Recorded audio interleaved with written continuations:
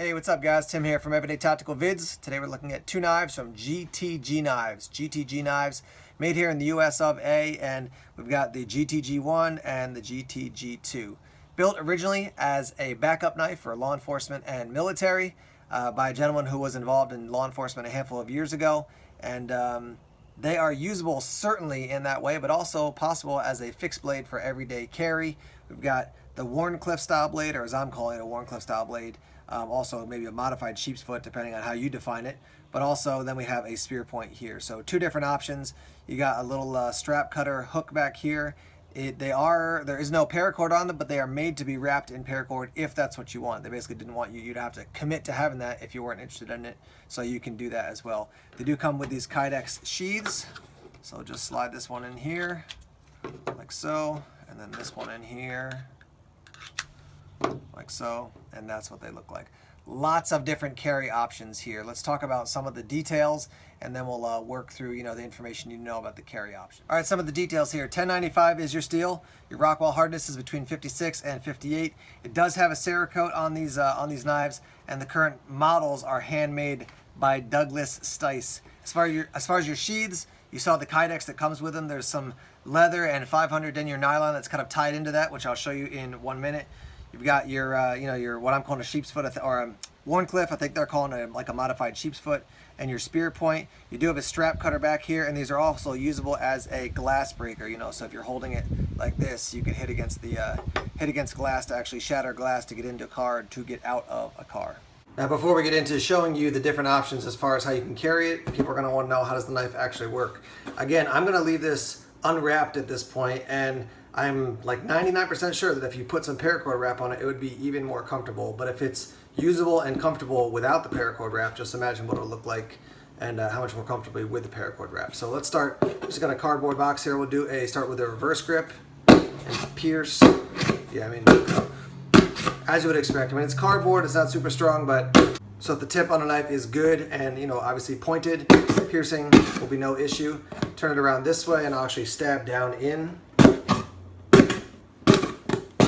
That little finger groove there, that really, I feel like I've got good control, and you can see I've got a little cut there. I've burnt myself with some paracord, so even with that, I don't feel like it's extremely painful, So certainly able to do that, and then just dragging the tip into and cutting down in. Yep. So if you wanted to use this as an EDC knife, you could certainly do that quite easily. And now I'm going to actually change the grip. I'll use it like this and slice. That's even more comfortable as far as doing these slicing cuts. Just flip the box to the other side here. Don't worry, there's no lithium batteries in here. They have been taken out.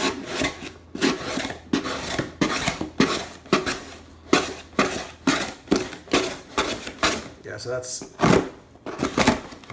that's really, I mean, especially like this, man, if I had to do some slicing, there's like a very simple, not too deep slice, then definitely getting deeper, and then definitely stabbing in and slicing. So as far as your basic cutting tasks for an EDC type utility knife, it's definitely going to do this job. Cut rope, I'm wondering how easy that's going to be. We'll see. But no problem, looks like. Yep. Tiny. Yeah, it looks like a tiny bit of recurve, just a tiny bit on the blade.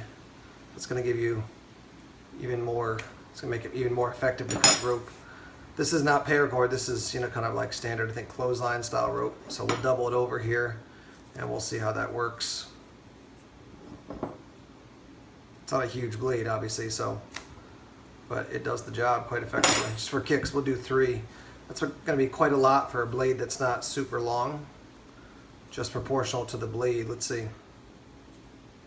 I mean, you're talking probably 40% of the blade right there. Let's see how this works.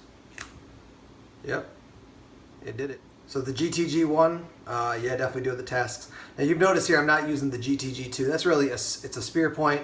I wouldn't get that really for anything except self-defense. That's just my preference. So if I was going to be EDCing a knife, this would definitely be the one, just by the style of the blade. And yeah, I think that spear point definitely built as a piercing knife and not for general kind of everyday use. I want to show you the strap cutter in use, and if you've ever tried to cut strap before, you know that it needs to be taut, so very stiff essentially. It can't be kind of flopping all around like this. So I'm just gonna grab this one end and rock it in my teeth here and then make it taut, and then we'll cut.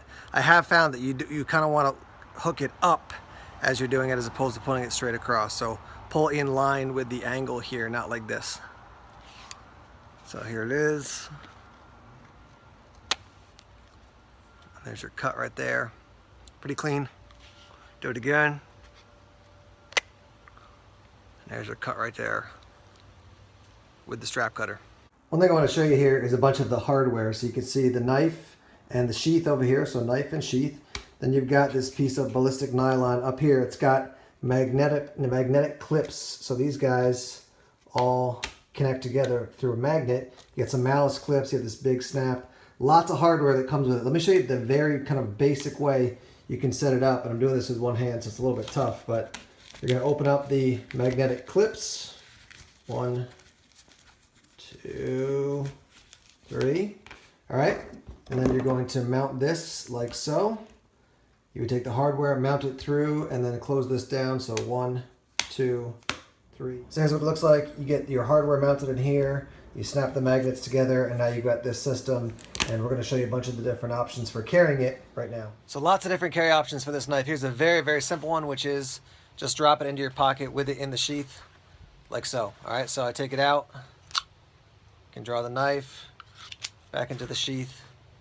Good to go. It doesn't stick out. It's not awkward at all. And since it's lightweight and compact, no issues whatsoever. Just having it rest in your pocket as your carry option. This is the EDC setup. The leather loop is in the back section here, and then we have the magnetic section toward the front. What you're going to do is reach between the sheath and the handle. The magnetic section will break away, and then you can pull the knife out like so. So reversing the order here, you're going to slip this into the Kydex sheath. You're going to put this you got the two arms and kind of the head, if you will. You're going to fold the vertical part down, or the head down as I'm calling it. And then you're going to basically just flap those two sides over. The magnet's going to stick together, and that's what your setup looks like. So no one can see the blade, no one can see the handle or anything. But again, you're going to slide your hand in between the outside of the sheath there, or the inside, I should say, of the sheath, and grab onto the handle. It breaks away. And now you can draw the weapon out. Okay, so for this next option, I had to jerry-rig it a little bit because I've got basically OD mag pouches here. I don't have leather mag pouches, and then I just have a leather belt, not a duty belt. But what we have here is your snap system over here on the opposite side of your mag pouches, and then basically a piece of leather that's going to run on top of the knife. So you've got leather belt, and then the handle of the knife, and then this leather strap as well, or this leather piece as well. So basically what that's going to do is keep the knife from being exposed. But if I need to draw the knife, I reach behind the leather, grab the handle, and then because the loop is here, when I pull, it's going to bump up against those mags, and I can take the knife out like so. So I'll place it back into the Kydex here. And again, if you had heavy duty leather pouches right here, the whole thing would just be much more stable. Before I actually set this up on the MOLLE system, just want to show you we have our two malice clips here, and they're going to run down and clip into these two spots. We've got the knife, and then we've got the magnetic section up top. Just to show you what the attachment process looks like here, so we have a malice clip running through two straps of MOLLE, and on this side another malice clip running through these two straps of MOLLE. Sheath is facing out. I do have this magnetic section that connects to, or basically covers up the end of the handle. What you could do is you can take this and pop it up. You could actually just take the entire thing off if you didn't want to have it on there at all. It's just hook and loop here on the back. So remove it. Now, once again, no one can see the knife, but if you are the person carrying the knife, like this is you can say this is basically a plate carrier or a tactical type vest. You got this set up like this, and then when you want to draw the knife, you're reaching up against this, so your body's here, you're reaching up against your own body, and then drawing the knife out.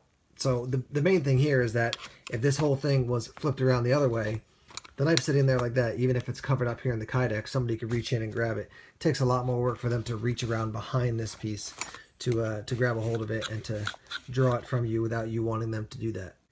Here's a real quick look as I kind of peel this down. You can see there's your Kydex and there's your two malice clips. And once again, that's what it looks like here. attached to, you could say you've got 3 M4 pouches. Here's another quick look at how I had to have it set up here. Now, if you had more like MOLLE webbing all across the front, you could set it up in a different way, obviously. Or if you had some down the side here or the side here, you could put the knife on your side. But just to show you what it looks like actually to get it attached to the MOLLE webbing, that's that.